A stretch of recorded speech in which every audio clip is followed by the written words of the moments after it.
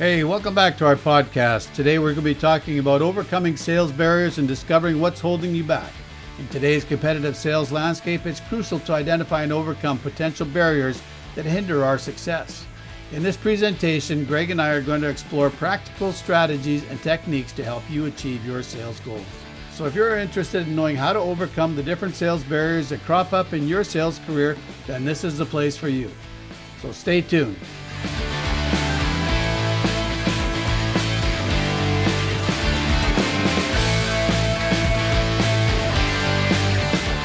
So, hi, Greg. How you doing? It's all good on my end. How are you doing? I'm good. Having a good day so far. It's only 8 o'clock in the morning here on the West Coast, but it's still a good day. That's good. It's a good day for me too, so I can't complain. Yeah. So I'm just going to share my screen here, Greg, and we're going to be talking about, as we mentioned in the introduction, they're overcoming sales barriers and discovering what's holding us back.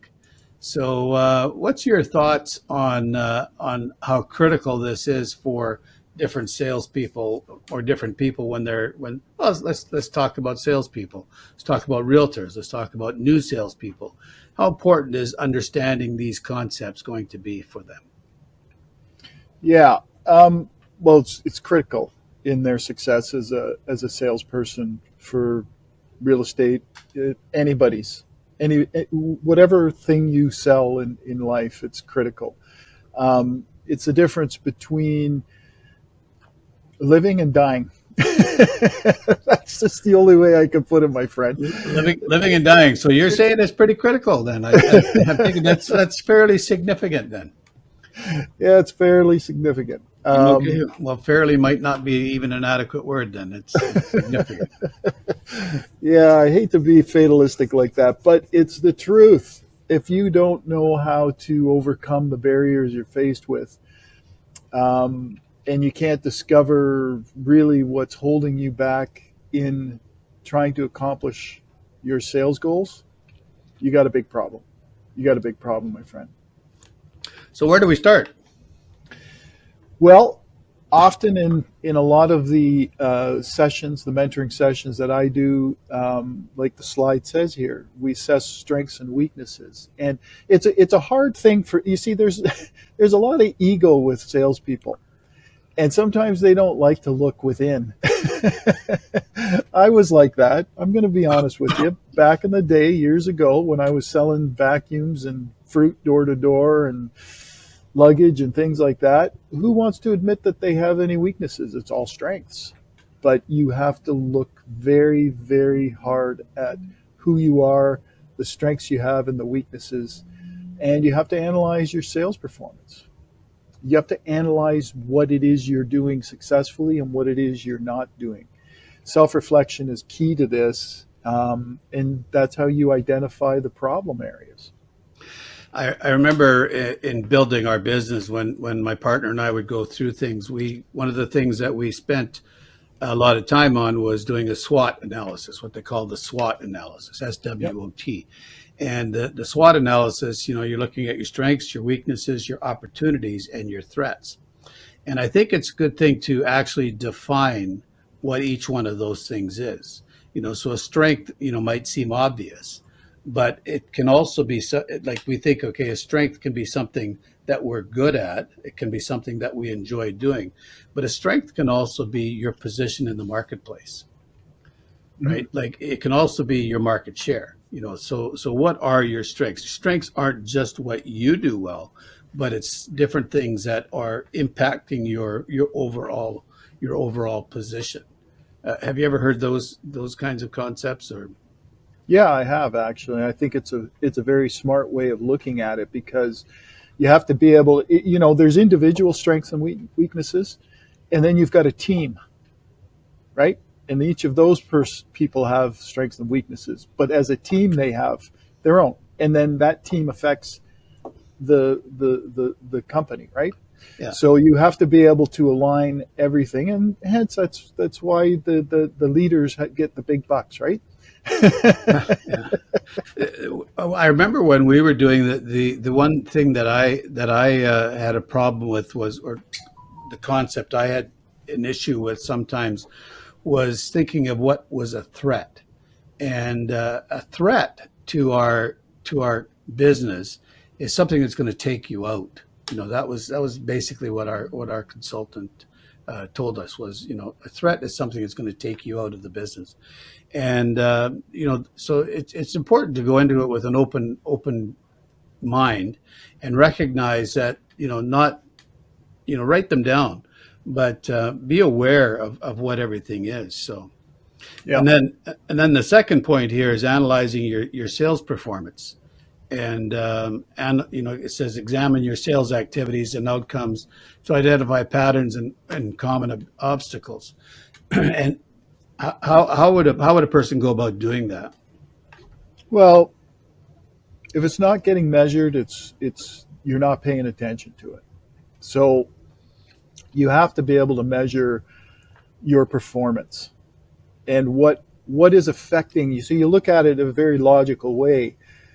What's affecting the performance? What activities are you doing, or more specifically, what you're not doing that is affecting the performance and the outcome of what you're trying to accomplish? So if you're trying to increase your sales, if you're trying to increase your revenue, your profitability, what are you doing, and what are those activities leading up to that? And I think that's where a lot of people miss out on trying to analyze what they're doing, is they kind of look at it and go, I suck. I don't know what I'm doing. They don't think about what are the little things. Write them down. What do you do every day when you get to the office? What do you do at home? I always remember John Maxwell telling the story about chopping the tree down. Yeah. So he says, if he asks the question, he says, if you go out and every day you take one swing with your axe Yeah. on the tree at the same spot, what's eventually going to happen to the tree?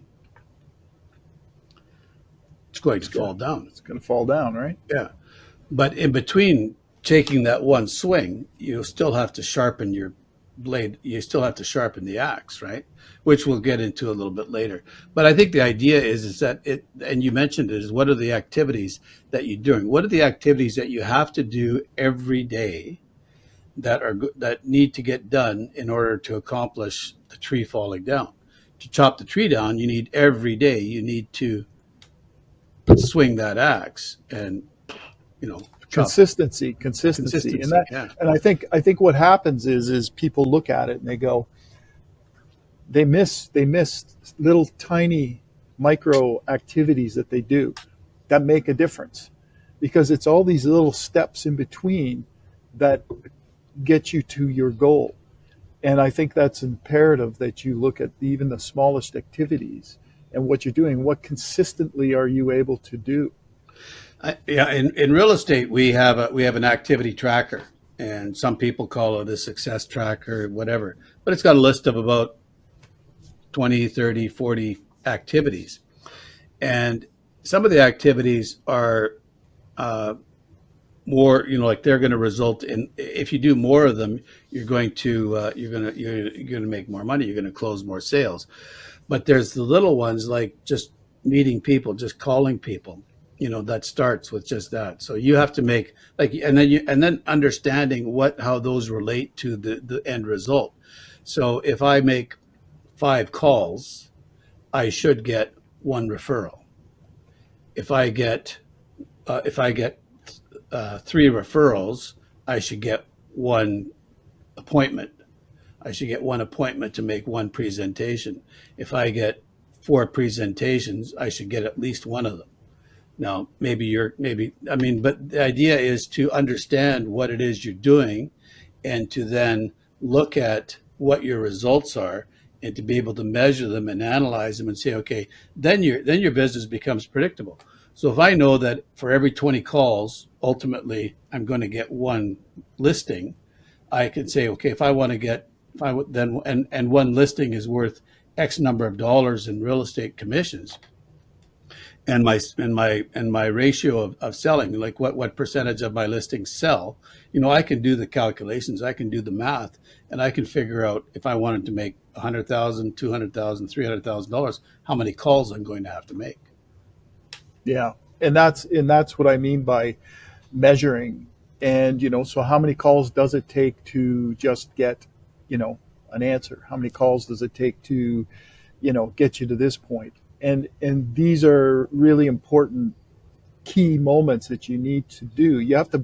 That's how you find out where the problems are. Where's the bottleneck in my process that is preventing me from, increasing my sales, or what's stopping me from losing these sales? Yes, so you got to identify the key problem. So moving on, then we look and say, how important is seeking feedback from others? And can we learn from others? Yeah, it's critical. I mean, it's listen, put your ego aside. if you're a sales agent listening to this, put your ego aside. Yeah, I'm not saying get rid of it, because I think it's important that we keep it. It's just that we need to put it in check. And here's where you need to put it in check. You have to seek feedback from people who are going to honestly tell you where your problems are, but also people who are going to encourage you to do the right things, right? Connect with colleagues. So Yeah. I think I said this to you once before. Whenever I started a new company, I always looked at the top 3 to 5 sales guys, girls, whoever it was in the organization. And I asked them specific questions if they were willing to talk to me and help me. In most cases, they are. People are good about that, but in some cases, they're not, because they're competitive. Let's face the facts. Sales is a competitive industry. But I would find out a lot of things from them. What was it that clients are always asking you? What are, if you had to write down 3 questions that the clients always ask you, or the buyers are always asking you, what would those top 3 questions be?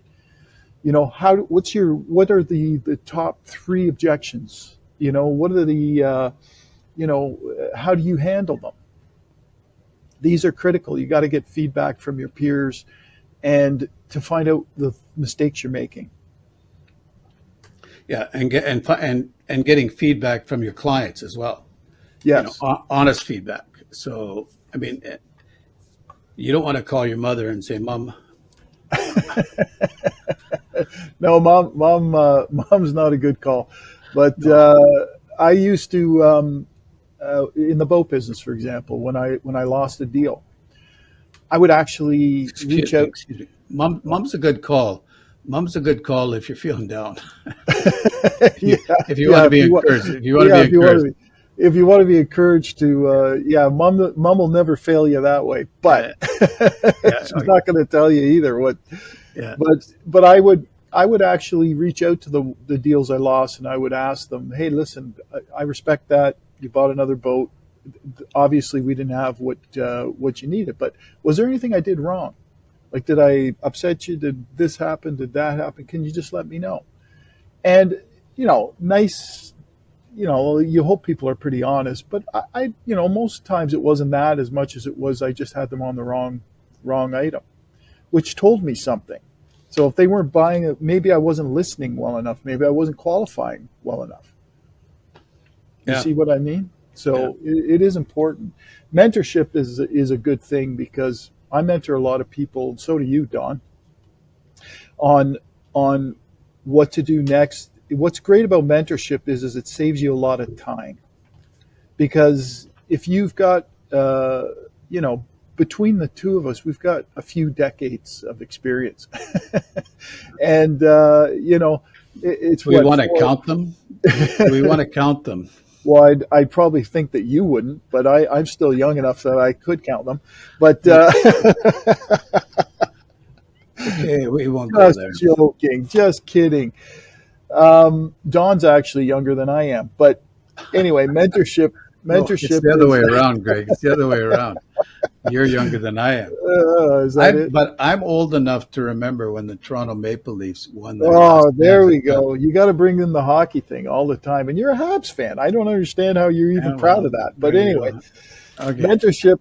As I was saying, until I was rudely interrupted with the Habs fan. Um, mentorship is a critical thing, because it does save you a lot of time, uh, heartache, and you get the right mentor. Their experience is going to be unbelievably valuable. Yeah. So You can also, I think, have a mastermind. Like masterminds, joining a mastermind, I think is an interesting way of getting mentorship, not only from somebody that's leading the mastermind, but also from your peers. So a mastermind, and there's different forms of masterminds, and I know Greg, you have a couple, and we're looking at starting another one, but. Masterminds, I think, can be a great opportunity for you to take advantage of some of those learning opportunities from other people. Well, And, it loops back to the connecting with network, yeah, because you'll meet a lot of interesting people, some with more experience, some with less. It gives you an opportunity to mentor the less experienced ones, but then you have the advantage of learning from some top people in those organizations like that network. So that's good. yeah, and then that leads us to the continuous learning and skill development idea. And Yeah. what are you doing? Like, I think the question is, what are you doing to improve your skills? And for me, I think that's one of the key things get into the idea that you're a lifetime learner. Yeah, I agree with you 100%. I mean, when I interview people for sales positions, especially when I have done that in the past, there's one question I always ask them, and it's, "What's in your library? What's in your library of resources that you use to keep yourself up to date?" And if they struggle to give me an answer on that, I know that um, they're not on the learning path of trying to improve themselves. Reading sales books, that's always good. Podcasts, webinars, there's tons of resources out there now Yeah. for a lot of people. So, Yeah, there's way more resources today than there were, in the days of us getting started. I mean, in our day, it was you'd have to subscribe to this. They had these things called cassette players, and yeah, cassette player. somebody would make a recording on a cassette player, and then we'd play that in our vehicle, or you play it on your Walkman. Did you ever have a Walkman, Greg? Yeah, I did. I These are did. terms that some of our listeners are going to have to look them up on Google, find out what they actually are. It's kind of like a rotary phone. What's a rotary phone? How do those work? You know, Yeah, well, I remember having those and disc CDs when CDs came out. The type of people I was going to see at the time, you'd go and see them in person, right? They do a seminar. Brian Tracy was one of them. Jim Rohn. yeah, Uh, there Zig was Ziglar. Zig Ziglar. So that's how we sort of got it. And there were sales books available, but nothing like now where you've got podcasts, webinars, masterminds, all kinds of YouTube, workshops. yeah. And those three names are great names for people to Google. If you're not familiar with them, those three guys, their wisdom is timeless. So Yeah. even though they were in their prime, when we were listening to them, and they're dead now. Well, Brian Tracy, Brian Brian, Tracy's still yeah, alive. he's still alive, but he's an old man. He's older than us. But I mean, the wisdom that they have is very, very good. It's incredible Oh, it's that sound. it's It's timeless. sound. Yeah, it's Yeah. timeless wisdom. Yeah. So let's move on to how do we utilize sales resources and tools? What kind of tools should we use to help us overcome our barriers? There's tons of them out there. We've got three here. The CRM tools, customer relationship management tools. And it's important to know that these are tools. They're not going to sell for you, but they help us keep organized. They help us with reminders, to-do lists, things of this nature. Um, and it helps us continue with a process, right? The client feedback and testimonials is critical, I think. Well, I think, I think those two go together, the CRM and the client feedback, because yeah, in your CRM, like depending on your CRM, okay, I always say that the best CRM is the one that you're going to use. So for some people, if they're not technical, the best CRM is a notebook, keeping track of all their conversations. yeah, yeah, But you can get into some very, very sophisticated tools. But if you're not using all the sophistication of your tool, I mean, you know, it doesn't, it's not effective. You know, but if you use a CRM for what it is, if you're keeping track of your conversations with your customers and you're getting feedback from them at the same time, then you can go back and you can record it in your CRM. And I think that's important. Yeah. I mean, we used to, back in the day in the boat business, we had these write books, they were called. And they're a big notebook, but basically we had all our clients, each sheet had one client, what they wanted. And we would just go through those before. And then I actually got our marina at the time I was working for, got them into digital CRMs because they started really coming out. I think the first one I remember was ACT or Yeah. Symantec, Yeah. and I used that. And then now there's just a gazillion of these things, Yeah. different things, but they're important, I think, tools, The, definitely. yeah, the one I think for realtors, they have realtor specific tools as well, realtor specific Yeah, CRMs, and those I think work the best because the terminology works the best for them. yeah, So take a look for different tools, and maybe the company that you're with has. I know I'm with Royal LePage, and they have an excellent CRM. I'm just wowed by all the different things that it can actually do. yeah. Yeah, so I think that those are obvious ones, and overcoming sales obstacles. You know, you have to develop a thick skin. You do, but to be honest with you, you've got to take it in stride. Really, I mean, when it comes to nobody likes rejection. Okay, we've talked about the rejection thing, and I think you have to sort of put it into perspective. You're doing a job. The person who the buyer is, they're looking for specific things, and it's coming together with them in order to get a connection. And developing resistance to objections. To me, it's about debriefing yourself. I used to debrief myself after every conversation and get feedback. So, like I said, if I lost a deal, I would reach out to that buyer and ask them why. And I think these are the kinds of things that help you build a resistance. Is when you start putting the focus on, okay, what happened? Why did the buyer not buy from me, or why did this happen, or why am I stuck here? When you start focusing on, okay, the reasons rather than beating yourself up, because you got rejected, then you start to really see what's happening. And that's how you build your resistance.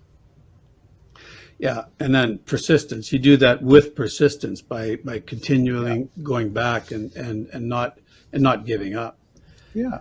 And and again, sometimes when we get out of our comfort zone, we want to give up because it doesn't feel comfortable, right? Yeah. So yeah, And, so and all that's what those happens. yeah, so all three of those ideas, developing your resilience, having persistence, and getting out of your comfort zone, they all kind of work together, in overcoming the sales obstacles. Yeah, So I agree. I agree. so how important is goal setting? I mean, there's all these statistics you hear. Lots of times you hear about them in January, where people talk about now it's time to set your goals. I actually think that it's the best time to set your goals so we're in 2023. So setting your goals for 2024, you should be starting to review in October, late October, November. That's my thinking in developing your plan because in real estate, what you do today is going to impact your income 3 months from now. Yeah. And I think in general that can be true about many different sales opportunities. But what we do in November is going to impact our sales in January. And if you want to start 2024, if you want to start 2024 off with a bang, then start planning for it in November. Yeah. I agree 100%. I do a lot of my planning. I'm already in that mindset by October. I'm actually already thinking of it in September. It's just like a sort of a switch for me when Labor Day hits. That's when you start getting serious about next year and how you're going to end this year. and Yeah. then I start setting goals. There's a thing called the SMART goals. I don't really use that too much, but it's good because it's exactly lays out for people just starting out: specific, measurable, achievable, relevant, and time-based goals. I do a whole we have a whole course on goal setting and awareness and clarity and setting it up and all that. But that's a good start. So anybody, that's a good tip for people. If they want to start, make sure they're specific, measurable, achievable. You can't hit if you want to increase your sales, if you want to have a banner year, you can't do it without setting some goals and some intentions behind that. One of the things I think is key to goal setting is to once you set an achievement goal. So you say, I want to, let's use real estate because that's my background. I want to sell 15 houses. I've sold 10 houses this year, and say I want to sell 15 houses next year. I want to basically that's a 50% increase in my business. If I want to sell 15 houses, the other goal I have to realize is who do I have to become? What do I have? How do I have to get better to sell those 15 houses? So there's an achievement goal, but then there's also an improvement goal, right? You follow? Yeah, you couldn't have said it any better. You can't, who you want it, like, so that person that you're setting the goal for is a specific type of person. So if you want to go from 10 to 15 houses in a year, that person is a different person than you are today. That's how you have to look at it. So what do you have to do today to be that person in the future to get that goal? And that when you start setting the intention, then you start setting, okay, what does that person have to be? How do they do it? What are they doing? What are the changes that I have to make? That's a good point, Don. Yeah. No, and I think everything that we've talked about up to this point, goes into that idea of becoming better, being a lifelong learner, is your idea on who you have to become. That's right. Again, John Maxwell, he tells a story about, I forget his mentor's name or the guy came along and said, "Do you have a growth plan? Do you have a personal growth plan?" Oh yeah, I remember that conversation you had, and Yeah. he didn't. He didn't Yeah. have a growth plan. Yeah, and look at him today, But Oh, anyway, he's what's he's what's what's your personal growth plan? What's my personal yeah. growth plan? How am I going? What am I? If I want to be something, or if I want to accomplish something, who am I going to become? What do I have to do to become that person that will accomplish that goal? Yeah, no, I think it's critical. The second, benchmark it against industry standards. That's important. It's hard to set a goal when you don't know what the industry standard is. And but the way I look at that is this, because I'm not a stick and carrot kind of guy. But it gives you a benchmark at least. Okay, so this is where the industry's at. What do I think I can do? And you have to be realistic, because I think the mistake that people make when they set goals is they set them too high, and then they get discouraged when they don't hit them. Well, you set maybe an unrealistic goal, and I think by looking at benchmarks and looking at what the top tiered people are doing in the organization, then you can start setting some sight lines that make sense, and you can adjust if you need to be. Yeah, I think that's an important idea as well, is to understand how you measure it, right? So that's another way of saying benchmarking. But so you could take, we were talking a little bit earlier about making calls. How many calls do you have to make in order to get a referral? How many referrals do you have to make to get an appointment? How many appointments do you have to make to get a sale? Yeah, So each one of those is a benchmark.